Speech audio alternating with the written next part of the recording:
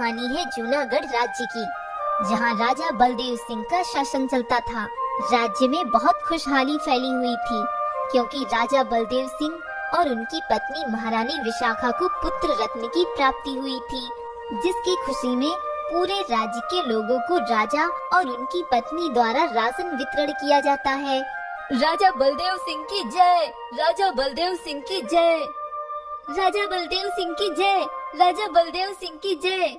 मंत्री जी, मेरे पुत्र के नामकरण और अच्छे भविष्य की कामना के लिए राज्य के सभी विद्वानों को बुलाया जाए। कल हमारे पुत्र का नामकरण बहुत धूमधाम से होना चाहिए। महाराज, मैं आपको कुछ बताना चाहती हूँ।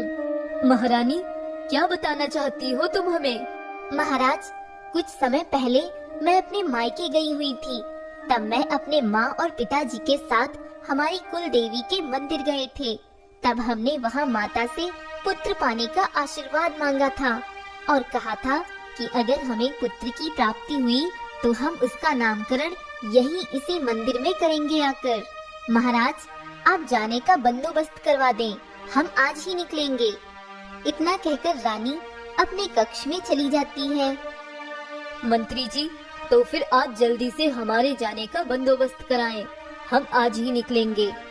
अब राजा और रानी अपने पुत्र को लेकर महारानी के मायके यानी सोमनगर राज्य की ओर निकल जाते हैं। तभी जंगल के रास्ते से गुजरते हुए वहां अचानक शेर सामने आ जाता है, जिसे देखकर राजा के घोड़े डर के अचानक मुड़ जाते हैं, जिससे राजा की राजसवारी पलट जाती है।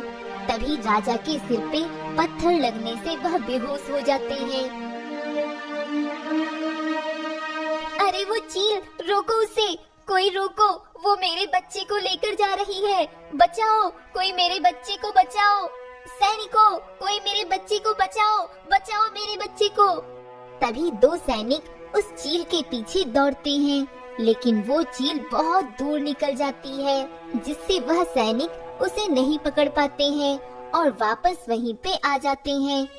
महारानी, हमने बहुत कोशिश की उस चील को पकड़ने की, पर वो हाथ नहीं आई और वो बहुत ऊंचाई पे उड़कर बहुत दूर चली गई और राजकुमार को भी अपने पंजे में दबोच कर ले गई। महारानी, हमें माफ करना, हम उसको नहीं पकड़ सके। यह सुनकर रानी तुरंत बेहोश हो जाती है और तभी राजा और रानी को महल में लाकर उनका इलाज कराया जाता है। कुछ देर में दोनों को होश आ जाता है। आह, क्या हुआ? मुझे सर में बहुत दर्द हो रहा है और हम लोग तो सोमनगर राज्य जा रहे थे, फिर अचानक क्या हुआ? तभी रानी सारी बात राजा को बताती है। क्या हमारे पुत्र को एक चील उठाकर ले गई और हमारे सैनिकों ने उस चील को पकड़ा नहीं क्या? सेनापति, तुम तो इतने निशानेबाज हो, तुमसे वो चील कैसे बच गई और हमारे पुत्र को कैसे उठा के ले गई वो चील? महाराज, मैंने जैसे ही देखा कि एक शेर हम पे हमला करने वाला है, मैंने तुरंत उस शेर पे हमला कर दिया और जब तक मैंने उस शेर को मार भगाया तब तक आपकी राजसवारी पलट चुकी थी और चील भी राजकुमार को उठाकर ले जा चुकी थी और हमारे सैनिक भी उस चील के पीछे बहुत दूर तक गए, लेकिन उस चील को पकड़ ना सके। हे भगवान, ये क्या हो गया? मेरा पुत्र पता नहीं किस हाल में होगा। सेनापति, तुम अपने तमाम सैनिकों के साथ जंगल की ओर जाओ और पूरे जंगल में ढूंढो मेरे पुत्र को। राजा के कहने पर सेनापति अपने सैनिकों के साथ जंगल की ओर निकल जाता है। वहीं दूसरी तरफ वो चील उस बच्चे को लेकर बहुत दूर आ जाती है, जहां उसे एक दूसरी चील देख लेती है और उसका पीछा करने लगती है और वह चील उस बच्चे को छीनने की कोशिश करती है। तभी वहां से गुजर रहे एक पंडित जी की नजर उन चीलों पर पड़ती है। हे भगवान, ये क्या? इन चीलों के पास तो कोई नवजात शिशु है, जिसके लिए ये दोनों चील आपस में लड़ रही हैं। न जाने किसका बच्चा उठा लाई है ये चील। तभी दोनों चील की आपस में तकरार से वह बच्चा नीचे गिर जाता है, जिसे तुरंत वह पंडित अपने हाथों में रोक लेता है और तुरंत वहां से अपने घर की ओर निकल जाता है। अरे भाग्यवान, कहाँ हो? जल्दी इधर आओ। अरे ये क्या? ये किसका बच्चा ले आए हैं आप? ये सब ऊपर वाले का खेल है भाग्यवान। हम इतने सालों से एक पुत्र की कामना करते थे, शायद ये उसी का फल है जो हमें मिल गया है। पर ये बच्चा मिला कहाँ आपको? ये तो कितना सुंदर बच्चा है। तभी पंडित अपनी पत्नी को सारी घटना बताता है। सुनिए जी, अगर इस बच्चे को कोई ढूंढने नहीं आया तो इसे हम ही पाल लेंगे। वैसे भी हमारे घर में कोई बच्चा नहीं है और ये बच्चा मुझे बहुत प्यारा लग रहा है। ठीक है, लेकिन जरा धीरे बोलो और सुनो, ये बात घर के बाहर नहीं जानी चाहिए और इस बच्चे के बारे में किसी से कुछ मत कहना। अगर कोई इसे ढूंढते हुए यहाँ आया तो हम इसे वापस कर देंगे और अगर नहीं आया तो कोई बात नहीं, इसे हम ही पालेंगे। सुनिए जी, आज पूरा 1 महीना हो गया है, कोई भी इस बच्चे को ढूंढने नहीं आया है। अब हम क्या करें? करेंगे क्या? अब हमें मिला है ये, तो इसका पालन पोषण करना भी हमारी ही जिम्मेदारी है। लेकिन क्या? देखो भाग्यवान, हम इस बच्चे को लेकर इस गांव में नहीं रह सकते।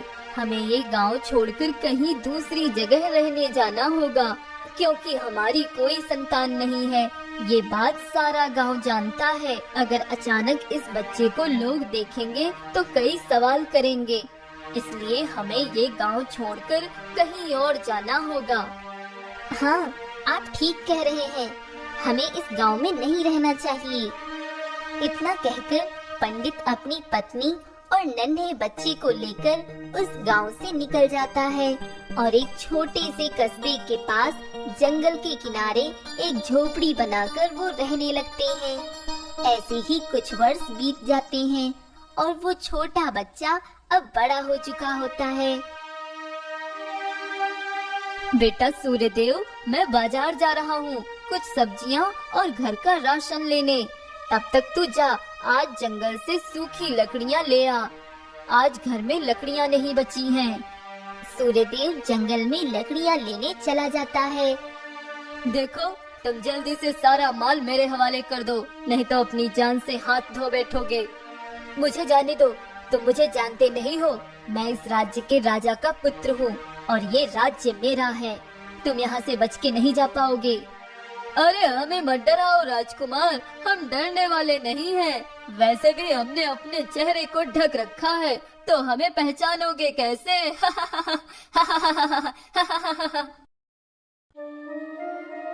अरे ये क्या? ये तो डाकू हैं और उस व्यक्ति को बंदी बनाकर उसको लूटना चाहते हैं। मुझे कुछ करना होगा। तभी सूर्यदेव छुपकर शेर की आवाज निकालता है और वो दोनों डाकू शेर की आवाज सुनकर डर जाते हैं। अरे रंगा, ये तो शेर की आवाज है। हाँ बिल्ला, ये शेर की ही आवाज है। लगता है शेर इधर ही आ रहा है। अरे भागो जान प्यारी है तो, नहीं तो उसका निवाला बन जाएंगे हम लोग। वह दोनों डाकू वहाँ से भाग जाते हैं। कौन हो तुम और यहाँ क्या कर रहे हो? यहाँ पे शेर है, क्या तुम्हें डर नहीं लगता है? मेरा नाम सूर्यदेव है, मैं यहीं पास में कुछ दूर पे रहता हूँ और यहाँ पर कोई शेर नहीं है। वो तो मैंने ही शेर की आवाज निकाल के उन दोनों डाकुओं को डराया था, ताकि वो तुम्हें कोई नुकसान न पहुँचा सके। क्योंकि मैंने देखा कि कैसे वो दोनों तुम्हें धमका रहे थे। तुम तो किसी राजसी घराने से लग रहे हो, फिर तुम यहाँ इस जंगल में अकेले क्या कर रहे हो? हाँ, तुमने सही पहचाना, मैं अनिरुद्ध हूँ और जल्द ही इस राज्य का राजा बनने वाला हूँ। तो उससे पहले मैं अपने राज्य के हर हिस्से में घूमना चाहता हूँ। तभी मैं घूमते हुए इधर जंगल में आ गया और मुझे अकेला देख वो दोनों डाकुओं ने मेरा पीछा कर लिया और यहाँ मुझे बंदी बना लिया। लेकिन तुमने आके मुझे बचा लिया। कहो, इसके लिए तुम्हें इनाम में क्या दूं? तुम जो भी कहोगे वो तुम्हें मिल जाएगा। ये इस राज्य के होने वाले राजा का वादा है। नहीं राजकुमार, मुझे कुछ नहीं चाहिए। सूर्यदेव, क्या सच में तुम्हें कुछ नहीं चाहिए?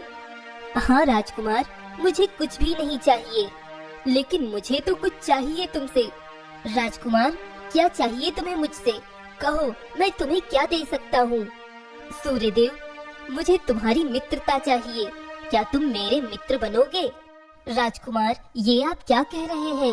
भला मेरी और आपकी मित्रता कैसे हो सकती है? कहाँ आप इस राज्य के राजा के पुत्र और होने वाले राजा हैं, और कहाँ मैं एक मामूली सा आम लड़का। भला हमारी मित्रता हो सकती है क्या?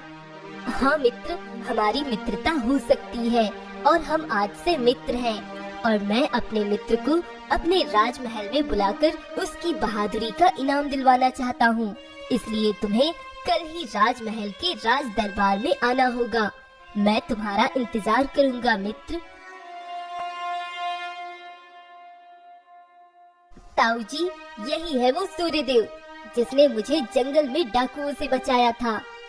सूर्यदेव, तुमने मेरे पुत्र की जान बचाई है, जिसके लिए मैं चाहता हूँ राजा साहब से तुम्हें कुछ इनाम मिले। हाँ हाँ, मैं तुम्हारी बहादुरी से प्रसन्न हुआ हूँ, और इसके लिए मैं तुम्हें 10 सोने की मोहरें इनाम के तौर पर देना चाहूँगा। नहीं महाराज, मुझे कोई इनाम नहीं चाहिए। मुझे तो पहले ही इनाम मिल चुका है। राजकुमार ने मुझसे मित्रता की, मुझे अपना मित्र माना। मेरे लिए तो यही इनाम है। अब मुझे किसी भी इनाम की आवश्यकता नहीं। नहीं, ये नहीं हो सकता। ये मैं क्या देख रहा हूँ? ऐसा कैसे हो सकता है? वो राजमहल में प्रवेश कर चुका है। मुझे जल्दी ही ये बात नरेंद्र देव को बतानी होगी। अब तांत्रिक नरेंद्र देव से मिलने राजमहल जाता है। अरे तांत्रिक बाबा, आप यहाँ क्यों आ गए? मुझे पता भेज दिया होता, मैं आ जाता। पता भेजने भर का समय नहीं था मेरे पास, क्योंकि बात ही कुछ ऐसी है जो मुझे जल्द ही तुम्हें बतानी है। ऐसी क्या बात है तांत्रिक बाबा जो बताने आप यहाँ चले आए? नरेंद्र देव, जो सपना तुम वर्षों से देख रहे थे वो अब टूट सकता है, क्योंकि वो लड़का जो कल यहाँ इस दरबार में आया था वो तुम्हारे लिए खतरा बन के आया है। अगर उसका आना जाना इस महल से बंद नहीं किया गया तो वो दिन दूर नहीं जब तुम दोनों का सपना चकनाचूर हो जाएगा। क्या? ये क्या कह रहे हैं आप तांत्रिक बाबा? ऐसा क्यों कह रहे हैं आप? भला उस लड़के से हमें कैसा खतरा हो सकता है? क्योंकि वो लड़का कोई और नहीं बल्कि वही बच्चा है जिसे तुम्हारे कहने पर मैंने अपनी सिद्धियों से बनाई उस चील और शेर की मदद से उस बच्चे को राजा से अलग किया था। पर न जाने कैसे वो बच्चा बच गया और बड़ा होकर आज वो राजमहल तक आ पहुंचा है। तो ये लड़का वही बच्चा है जिसे मैंने वर्षों पहले अपने रास्ते से हटा दिया था, लेकिन वो आज फिर मेरे रास्ते का पत्थर बनने आ गया है। इसे तो मैं देख लूंगा। तांत्रिक बाबा, इससे पहले कि कोई आपको देखे, आप चुपके से यहाँ से चले जाइए और मैं उस लड़के का कुछ बंदोबस्त करता हूँ। ये लड़का बच कैसे गया उन चीलों से? अगर कहीं ये बात बड़े भैया को पता चल गई कि ये उनका वही बच्चा है जिसे चील उठा ले गई थी, तो मेरे सारे किए कराए पर पानी फिर जाएगा। अब जल्दी ही इसका समाधान सोचना होगा। चलो, तब बच गया था, लेकिन अब नहीं बचेगा तू। राजा तो मेरा बेटा ही बनेगा। एक दिन अनिरुद्ध से मिलने सूर्यदेव महल में आता है और दोनों काफी देर तक एक दूसरे से बातें करते हैं। अच्छा अनिरुद्ध, अब मुझे चलना चाहिए। माँ और पिताजी मेरी राह देख रहे होंगे। ठीक है सूर्यदेव, हम कल फिर मिलेंगे। हाँ हाँ जरूर। सूर्यदेव अब अपने घर की ओर निकल जाता है। यही मौका है इसे रास्ते से हटाने का। अब देखता हूँ कैसे बचता है तू। सुनो, मेरी मदद करो, मेरी मदद करो बेटा। अरे काका, क्या हुआ? आपको क्या मदद चाहिए? बेटा, मुझे मेरे बेटों ने घर से निकाल दिया है और मैं अपना कुछ सामान लेकर गांव के बाहर आ गया हूँ, पर मेरा बहुत जरूरी सामान घर ही रह गया है। क्या तुम मेरे इस बक्से को थोड़ी देर अपने पास रखकर यही मेरा इंतजार करोगे? मैं जल्दी से जाकर वापस आ जाऊंगा। ठीक है काका, आप जाइए, मैं यही आपके बक्से का ध्यान रखूंगा और यही आपका इंतजार करूंगा। धन्यवाद बेटा।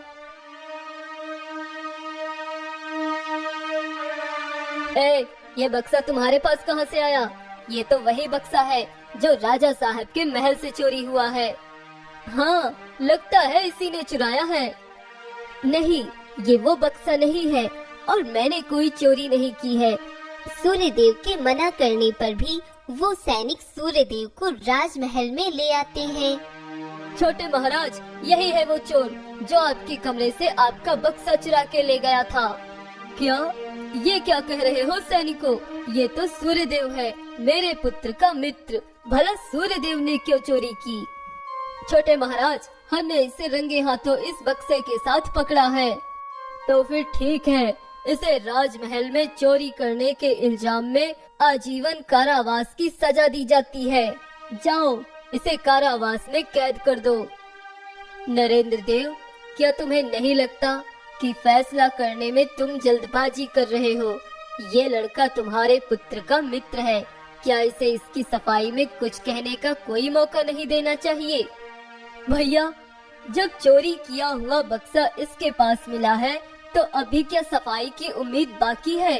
और रही बात ये कि ये लड़का मेरे पुत्र अनिरुद्ध का मित्र है, तो इससे इसकी सजा कम नहीं हो सकती, क्योंकि अपराध करने वाला चाहे कोई भी हो, हमारे राज्य में उसे उसकी सजा जरूर मिलती है। इसलिए ही तो ये राज्य इतना महान है ना बड़े भैया? हाँ हाँ।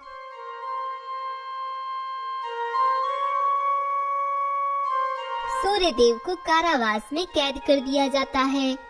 ऐसा क्यों लगता है कि उस लड़के ने चोरी नहीं की होगी? अगर उसमें लालच होता तो उस दिन जब मैं उसे 10 सोने की मोहरें दे रहा था तब उसने मना क्यों कर दिया?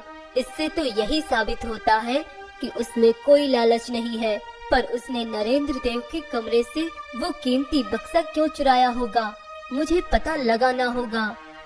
अगले दिन जब राजा बगीचे की ओर घूमने निकलता है, तभी उन्हें उनका छोटा भाई दिखाई देता है जो उस तांत्रिक से बातें कर रहा होता है। तांत्रिक बाबा, अब डरने की कोई बात नहीं है। अब मैंने उस रास्ते के पत्थर को हमेशा के लिए अपने रास्ते से हटा दिया है। अब उस लड़के से हमें कोई खतरा नहीं है। मैंने अपनी सूझबूझ से उसे राजमहल के कारावास में कैद करवा दिया है और अब हमारे वर्षों के सपने को पूरा होने से कोई नहीं रोक सकता। क्या? इसका मतलब वो लड़का सूर्यदेव बेकसूर है, उसने कोई चोरी नहीं की है। तो फिर नरेंद्र देव ने उसे कारावास की सजा क्यों दी, ये जानते हुए भी कि वो चोर नहीं है? और नरेंद्र देव को उस लड़के से क्या खतरा हो सकता है? और नरेंद्र देव का क्या है वर्षों का सपना जो पूरा करना चाहता है नरेंद्र देव? मुझे इसका पता लगाना होगा। सुनिए जी, सूर्यदेव अभी तक घर नहीं आया, कहीं वो कोई मुसीबत में तो नहीं फंस गया? अरे भाग्यवान, कैसी बातें करती हो? क्या तुम्हें पता नहीं, हमारे बेटे की राजकुमार अनिरुद्ध से मित्रता है और वह उन्हीं से मिलने उनके महल चला जाता है। जब देखो तब गया होगा, वहीं आ जाएगा, तुम चिंता मत करो। देखिए ना, शाम हो गई है, अब तक तो आ जाना चाहिए था सूर्यदेव को। मेरा दिल घबरा रहा है, अब और इंतजार नहीं कर सकती हूँ मैं। चलिए राजमहल में जाकर ही उसको बुला के लाते हैं। ठीक है, तुम कहती हो तो चलते हैं। अरे कहाँ जा रहे हो तुम दोनों? दरबारी महोदय, मुझे अंदर जाना है। मैं सूर्यदेव का पिता हूँ, मुझे अपने बेटे से मिलने जाना है। वो क्या है कि वो यहाँ आया था, लेकिन शाम हो गई है और अभी घर वापस नहीं पहुँचा, तो हम उसको ही बुलाने आए हैं। बस उसको लेकर अभी वापस चले जाएंगे। लेकिन तुम सूर्यदेव को वापस नहीं ले जा सकते हो। क्यों? क्यों नहीं ले जा सकता हूँ मैं अपने बेटे को वापस? क्योंकि तुम्हारा बेटा सूर्यदेव चोरी करता हुआ पकड़ा गया है और उसको आजीवन कारावास की सजा हुई है और वो कारावास में कैद है। नहीं, ऐसा नहीं हो सकता। मेरा बेटा चोर नहीं है। अरे नहीं, जरूर कोई गलतफहमी हुई है। वो तो राजकुमार अनिरुद्ध का मित्र है, वो चोर नहीं है। तभी वह दोनों राजा जी के पास जाते हैं। महाराज, ये कैसा न्याय है? महाराज, मेरे बेटे को आजीवन कारावास की सजा क्यों दी गई है? मेरा बेटा चोर नहीं है। महाराज, कृपया उसे छोड़ दीजिए। महाराज, मेरे बेटे को छोड़ दीजिए, उसने कोई चोरी नहीं की है। तभी वहीं खड़े वैद्य जी उस पंडित को पहचान लेता है और कहता है, पंडित मदनपाल, क्या आप ये कह रहे हैं कि सूर्यदेव आपका बेटा है? हाँ वैद्य जी, सूर्यदेव हमारा बेटा है और वह निर्दोष है। लेकिन ये कैसे हो सकता है पंडित मदनपाल? मैंने तुम्हारी पत्नी का इलाज किया था कुछ वर्षों पहले और तुम्हें बताया था कि तुम्हारी पत्नी कभी माँ नहीं बन पाएगी, तो फिर सूर्यदेव तुम्हारा बेटा कैसे हो सकता है? वैद्य जी, आप सही कह रहे हैं, मेरी पत्नी माँ नहीं बन सकती, पर ये बच्चा हमारा ही है।